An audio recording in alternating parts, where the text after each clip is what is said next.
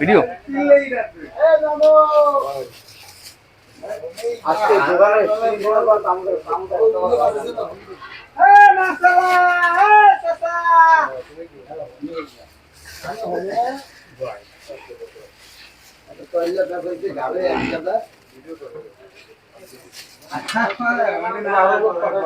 একটা বাসন দিদি বাসন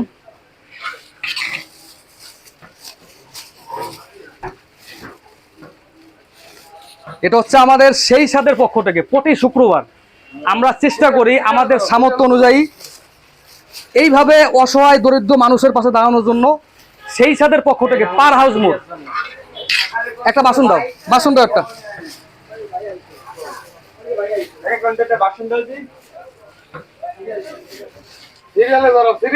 সিরিয়ালে দাঁড়াও